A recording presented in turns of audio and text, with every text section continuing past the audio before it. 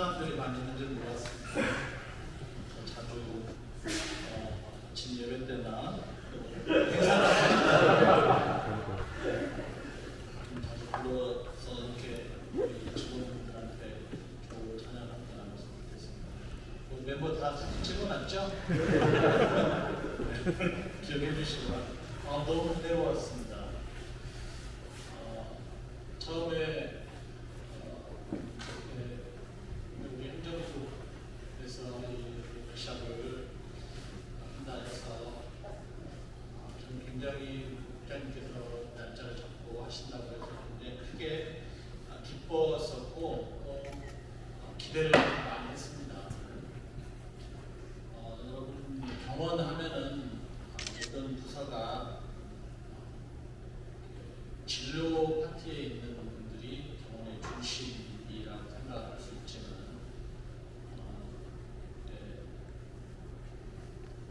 아침에 김영민 과장님이 일단 그 행정의 중요성 또 권익수 과거의 행정부장님실 내용을 아시겠지만은 진료적인 부분은 병원의 한 일부분이라고 생각합니다. 그리고 행정이 나머지 더 중요한 부분이 됐고요. 최근에는 행정 부분이 더 과거보다 많이 더 중요해졌습니다.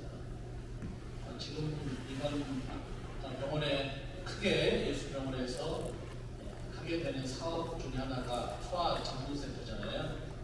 소아전문센터를 어느 부서에서 소아전문센터를 하려고 계획하고 준비를 한 것 같습니다. 기획실에서 준비를 했거든요. 기획실은 여러분 아다시피 행정파트입니다. 그런 내용들을 의료를 통해서 이런 일이 있다더라 알 수는 있습니다. 그러나 막상 소아전문센터라고 하는 하나의 그 국가 사업을 따는 데 있어서는 행정을 하고 있는 분들이 수급을 해서 딴 것입니다.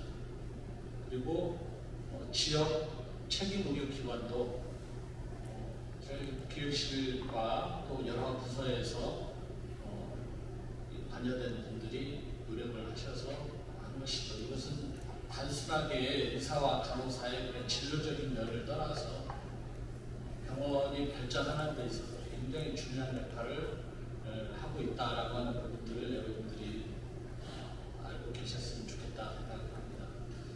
그리고 최근 몇 년 전부터 그 의료 선교에 대한 세미나 또 그런 많은 여러 가지 회의나 이렇게 할 때 계속해서 나오는 부분이 의료 행정에 대한 토픽을 따로 만들어서 계속 하고 있습니다. 그것은 뭐냐면 그만큼 병원의 행정 파트, 행정이 사무직인가 생각할 수 있지만 사실 행정이 단지 사무만 있는 것은 아니잖아요. 이걸 여러 부서가 알고 있으니까 쉽게 생각을 하신다면은 진료의 영역은요 순이익이 5% 정도밖에 나지 않습니다. 그러면은 100억을 벌었다. 그러면 인건비, 관리비, 운영비 다 되고 나면은 정말 병원에서 순이익으로 운영할 수 있는 부분은 5%라면 100억의 5%는 5억입니다. 그런데 구매 파트에서 장비를 들여오거나 약을 우리가 들여올 때 계약을 단가 계약이라든지 또 거래를 착하게 되면은 보통 장비 같은 경우는 큰 장비는 20억 넘어가는 장비가 있지 않습니까? 20억이 넘어가는 장비를 보통 처음에 제시한 금액은 25억이다. 계속 몇 차례 회의를 하고 또 다른 회사의 경쟁을 붙이고 또 그 담당자 회의해가지고 18억이 됐다. 그럼 얼마큼 이득을 보는 겁니까? 7억을 보는 겁니다. 근데 자재관리과의 담당자의 역할이 7억이라고 하면은 진료 수익으로 따져보면은 얼마큼 보는 거라고 봐야 될까요? 20배라고 생각하시면 돼요. 20배. 진료 수익으로 따지면 140억의 진료를 할 때 생기는 순이익이 7억이거든요. 보통 5% 잡았을 때. 그만큼 자재관리과의 한 분 한 역량이 병원에 큰 영향을 주는 거거든요. 이게 눈에 보이지 않는 거죠. 그런 부분은.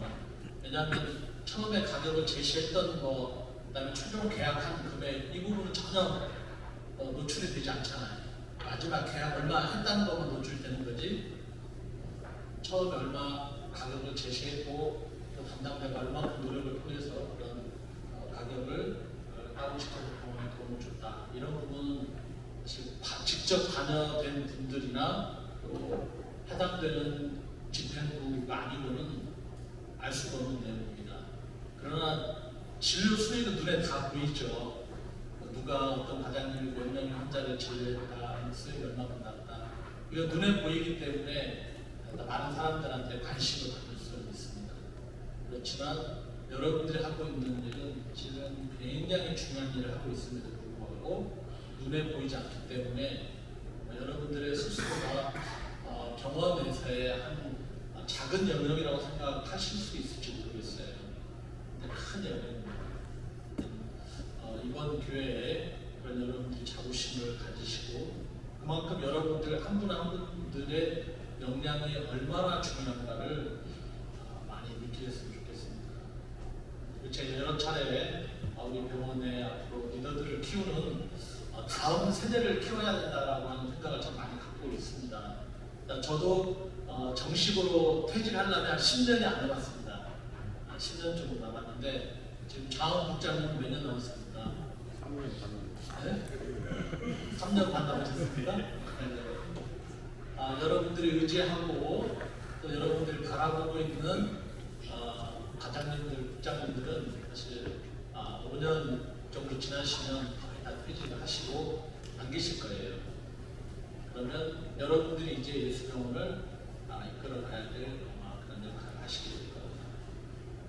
그런다면 여러분 한 분 한 분들의 역량이 너무 중요하다라는 생각을 하게 되고요. 이번에 우리 자질과학과에서 진단검사과와 여러 시약 계약하는 과정에서 다 약을 통합하고 또 다른 회사와 경쟁을 붙이고 이렇게 해가지고 큰 1년에 얼마를 이익을 받습니까? 3년 계약이죠. 3년 계약에 1년에 3억씩 병원에 이익을 받습니다. 3년이면 10억이에요. 눈에 보이지 않습니다. 이 이익은 눈에 보이지 않는 우리 통장에 찍히지 않는 이익이니까 잘 알 수는 없지만 그런 역할들을 우리 여러분들이 하고 있다라는 부분을 자부심을 가지고 될 만한 부분이라고. 그 외에도 뭐 너무나 다양한 부분들이 있습니다. 또 홍보 파트나 또 리모델링 하거나 이럴 때도 여러분들이 얼만큼 이 부분은 우리가 노력하면은 대여 외부 업체 맡기지 않아도 할 수 있다. 아니면 재료를 이렇게 해보니까 재료가 이 정도 가격이 나왔다. 초기 리모델링 계획은 5억이었는데 다 담당자 노력해보고 장비나 또 들어가는 부품이나 이런 부분들을 실제로 가격을 다 따져보니까 2억 5천이나 할 수 있겠다. 그러면 벌써 보이지 않는 가격이지만 여러분 2억 5천이라고 하면은 진료 영역에서는 약 50억 정도의 진료를 해야 남는 금액입니다. 여러분들의 역할이 얼마나 중요한가는 사실은 저도 임상 과장으로 있을 때는 크게 많이 생각을 해보지 못했습니다. 그러나 행정국의 역량에 따라서 이 병원의 미래가 달려있다라고 해도 사실 과언이 아닙니다. 많은 의사들과 간호사분들의 역할도 물론 중요합니다. 그러나 그에 못지않게 여러분의 역할이 굉장히 중요하다라는 부분을 다시 말씀드리고요.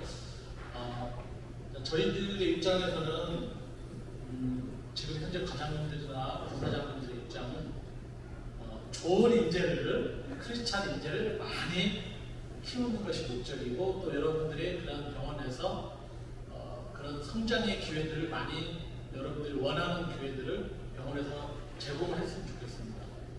지난번에 김정근 팀장님이 지금 엑셀 지금 하고 있나요?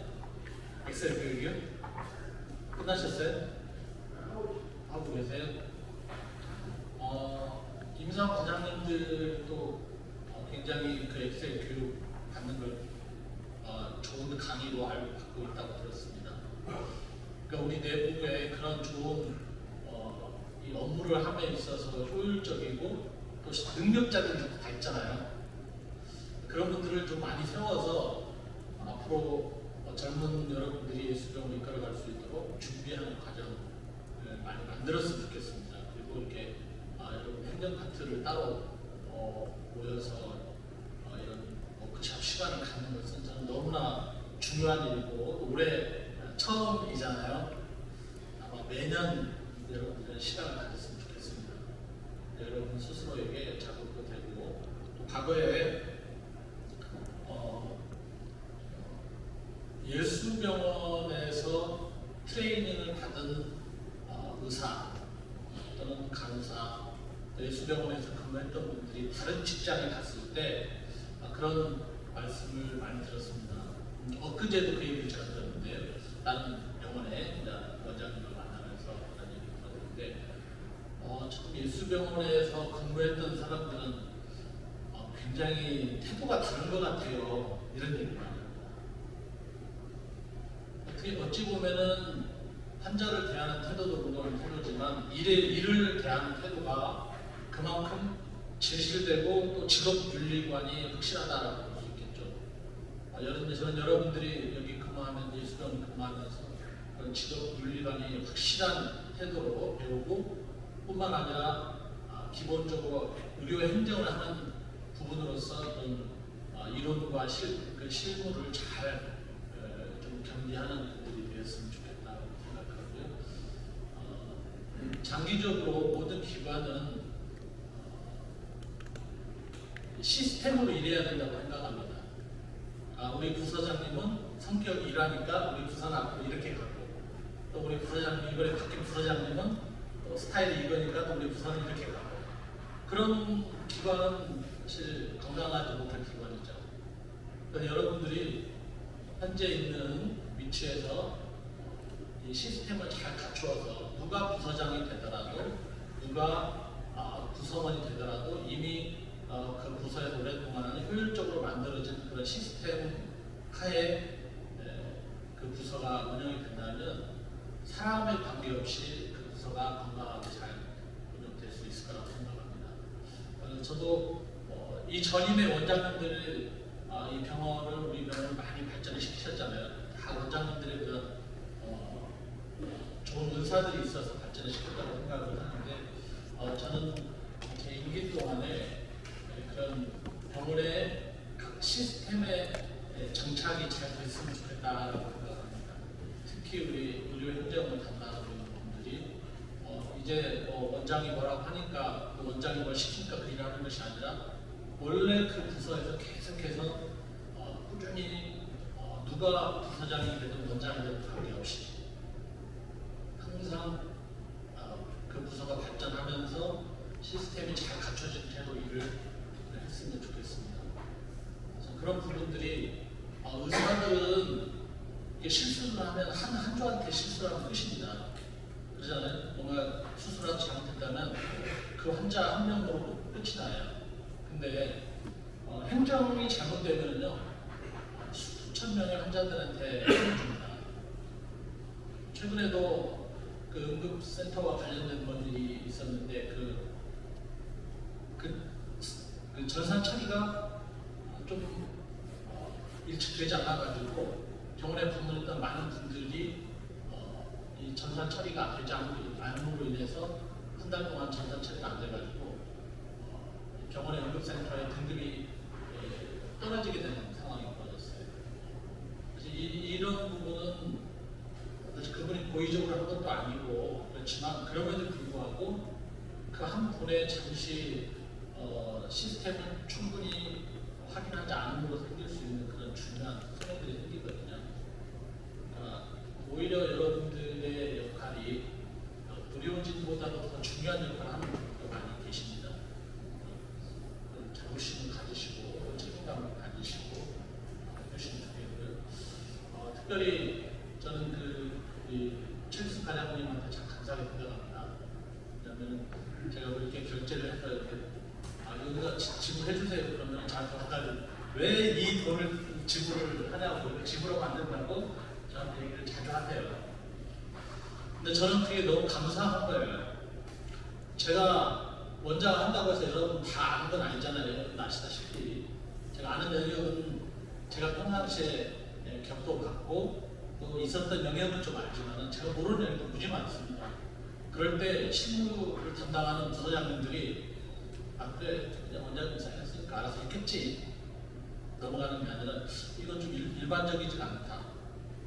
그럴 때는 오히려 저한테 찾아와서 원장님 이것을 이렇게 결제하시면 안 됩니다. 다른 부서는 이렇게 하지 않습니다. 얘기를 해주세요. 저한테. 그러면 한편으로는 내가 결제한 것을 왜 자꾸 하지 말라고 하나 이렇게 생각할 수 있는데 한편으로는 저는 오히려 더 감사합니다. 제가 모르는 실수를 우리 부사장님들께서 지적을 해주셔서 올바른 방향으로 가니까 이게 병원에 최종적으로 손해가 안 나는 거잖아요. 이런 부분들이 굉장히 중요하고요. 그런 면에서는 여러분 한 분 한 분들이 맡은 업무에서 왜 이걸 원장님이 이렇게 하라겠지? 또 재차 확인해보고 이거 이상하다. 그럴 때는 주저하지 말고 부사장님을 통해서든지 확인해 주시고 또 우리 집행부와 원활한 그런 소통이 되었으면 참 좋겠다는 생각합니다. 그런 자부심을 가지고 또 책임감을 가지고 해주시면 오히려 그런 부분들이 병원의 발전에 더 중요합니다. 아마 여기 계신 부서장님들도 아마 여러분들이 그러한 역할을 해주시기를 바라시 바라고요. 저한테도 많은 그런 이 뭔가 병원의 비효율적으로 되어진 그런 시스템들에 대해서는 항상 저희가 열린 마음으로 저는 받으려고 노력을 하고 있습니다. 그런 얘기를 많이 해주시면 감사하겠습니다. 올해 처음 시작한 이 의료 행정 파트 워크숍이 내년 되어지기를 바라겠습니다.